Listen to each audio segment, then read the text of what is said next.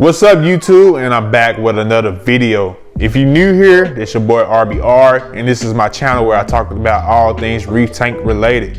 So if you like that type of thing, make sure you subscribe and like, and leave your boy a comment. Let's get it. In this video, I'll just be going over my tank update, letting you know what my tank is doing, what the kind of problems I have been seeing, and suggestions on how I solve those problems and the growth of these corals. Also, my introduction to Aquapora. So let's go. Stay tuned to the end of the video to see who gets that special shout out. If you want to be a part of the shout out, make sure you drop them comments down below. Tell me what you love about this hobby or any nice suggestions. Hey, so let's start on the left side of the tank. As you can see, the long tentacle gunny is still doing great. It's doing wonders. I'm very proud of that coral. I had that coral since about the fourth month mark of my tank, and I'm very excited to see it continuously grow in my tank.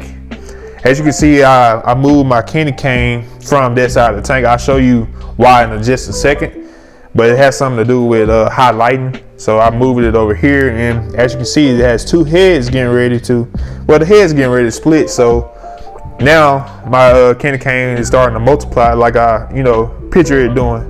As you can see, I got that pink gunny up there. He's been there for a little while, and he's doing great right there. So I'm expecting to see him grow and thrive right there in that area. And yeah, just another nice piece that I'm very excited about seeing grow out. Yeah, I got this blasto right here. It's doing great on this side of the tank. I put it right next to some very aggressive corals, but as it grow out, I plan on finding a better spot in the tank for them. And I really appreciate this blasto. I've been feeding them well, so it looks like he's starting to grow new heads and everything. So let's move on to this red acan right here. This red acan is another new coral in my tank, and it's doing great. I would like to try to preserve his colors he has, so I've been feeding him as well. If you look closely, he has a lot of red, greens, orange, and pink on them, and I plan on trying to keep them colors there, because as we know, or as I found out, that acans actually have a tendency of changing all red or all green. So let's move on to these Rostlazos right here. These Rostlazos, they are looking very amazing, and I can't really say anything else bad about them, other than I thought they'd actually have a faster growth spurt than what they're having. But it could be all type of problems going on. You never know what's going on with corals. They're slow growers one day, then one day they might burst an explosion of growth. So we'll keep a close eye on them. My monopora right there, man, I don't know. A lot of my monoporas in my tank have actually been struggling. There's no telling what's going on. Maybe a monopora eating nudibranch or something like that. So we're gonna figure it out, though. We're gonna figure it out. I actually got another new monopora in the tank that I will show you once I get to the right side of the tank.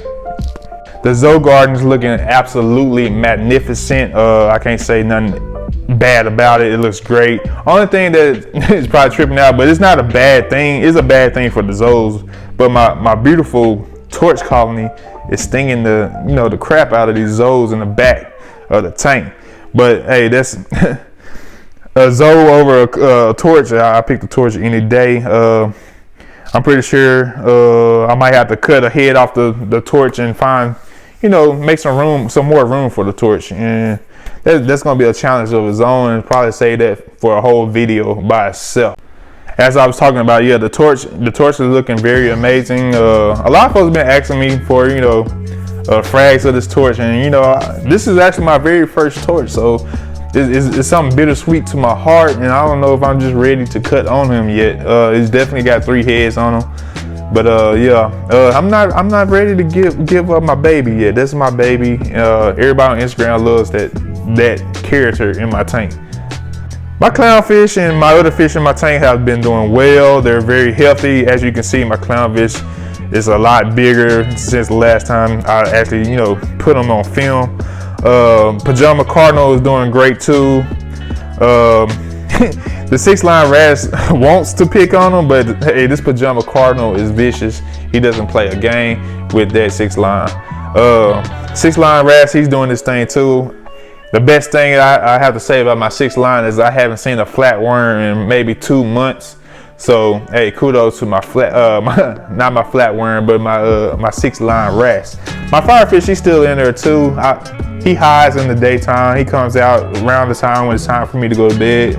And I guess it's like feeding time for them. I feed my fish. Lately, they just been eating brine shrimp, so that's what they've been eating on. The hammerbridge is doing this thing. I think I want to change the hammerbridge name to Thor's Bridge, because it's just, if y'all know, I'm a Marvel fan, so I gotta name it something in here after the Avengers or Marvel characters. So yeah, the hammerbridge, like I was saying, is doing great. Can't complain about anything with the hammerbridge. They've been growing well, looking full and fleshy, just like I like it. And that's what they're doing. We're gonna scroll down here to this torch. This baby torch right here, as y'all remember, I had bought that torch from my local fish store. It came in from a shipment from them, and I bought it the same day. So it's growing back slowly. Of course, you know, torches are very sensitive creatures. They don't like being shipped, and they really don't ship well. So we're gonna see how he does in the future.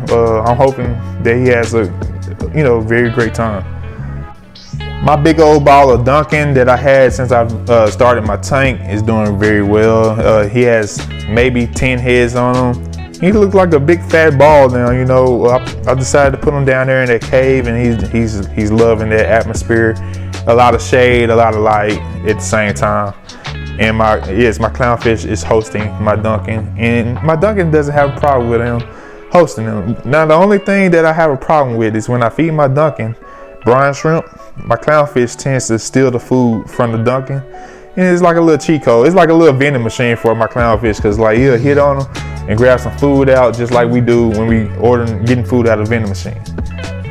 My raw flower anemone is doing great. As you can see, I moved one to my grow out tank just to make some room. I got 3 right here. I'm planning on just having 1, so 2 of these will be going. This is probably this red and green one, and the yellow and green one. I'll probably sell them or just put them in my other tank just so I can make room on that sand bed. This one right here would probably be the one that I keep in this tank. It's just because if you get like a real good in person, he has a lot of more colors to show. I know the camera doesn't do him no justice, but he is a very beautiful anemone, and he's the biggest one I have. So this side of the tank right here, this is what I was trying to show you guys. So I moved a lot of corals around on this side of the tank, because I'm actually going to do a lot more SPS on this side of the tank. SPS like a lot of more high flow, a lot more light. So the light intensity on this side of the tank is a little more high, not a little more, it's a lot more higher. Only problem is I got these mushrooms down here that might have to get moved. I don't know how to get mushrooms out the rock. But if these SPS corals, these acros and munties right here grow in, they probably get a lot of shade right there. So maybe just leave them right there, maybe not touch them. They might be fine right there. As you can see, I moved one of my pumps over here. So this tank actually has 3 pumps on it now. That's including the return pump.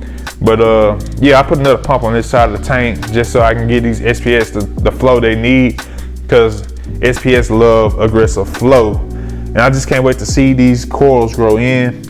I always love green slimers when I seen them in the picture, so of course I had to go out and get another piece of the green slimer.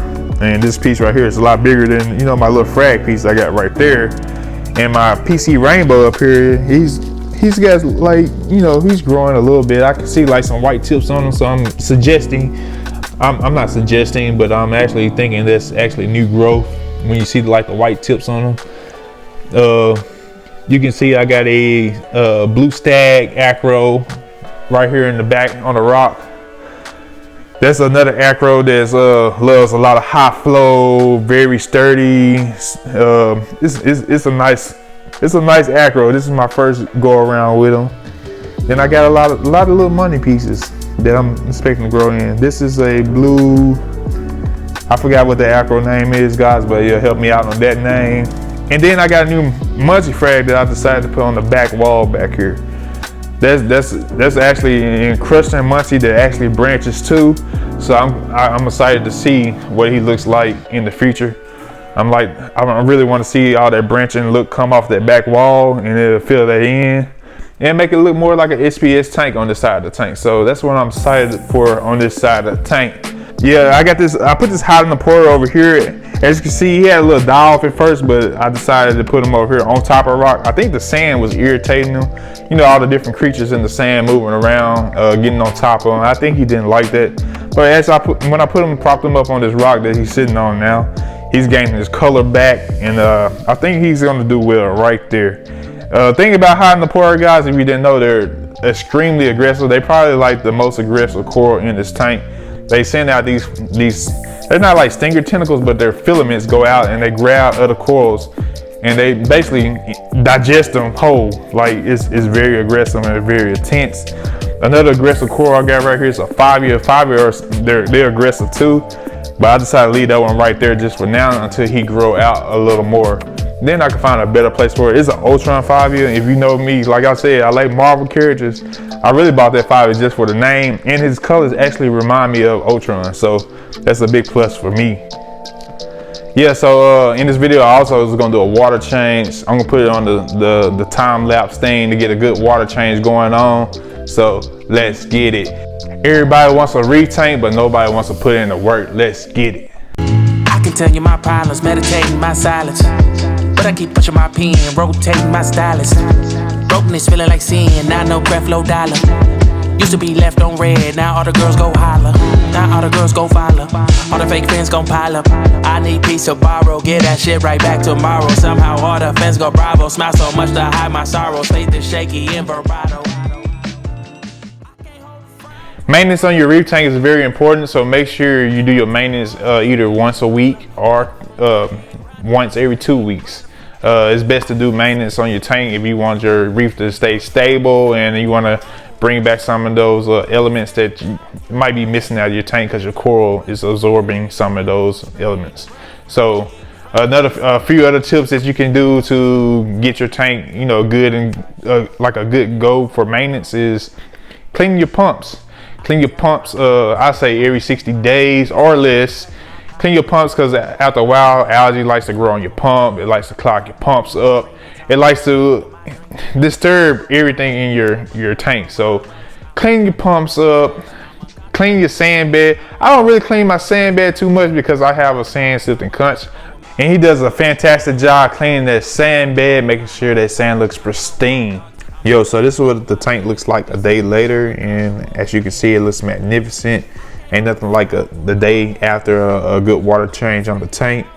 Let me talk about this right here. I got from Aqua Rocks. Hey, this is a nice little scape that you can buy from Aqua Rocks. Aqua Rocks is a company that actually specializes in, you know, Aquascape.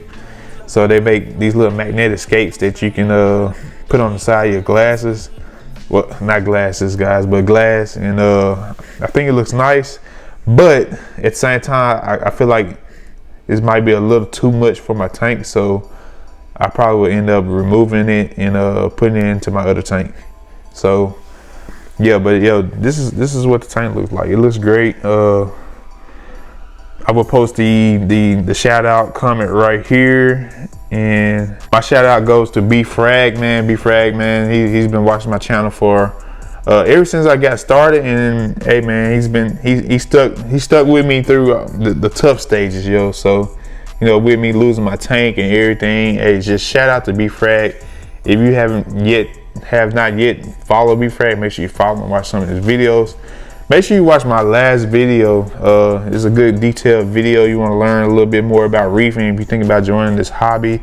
And other than that, guys, hey, make sure you leave a comment down below so I can pick my next shout out winner. And you guys have a blessed day. Peace. Oh yeah, I can't leave without saying keep reefing.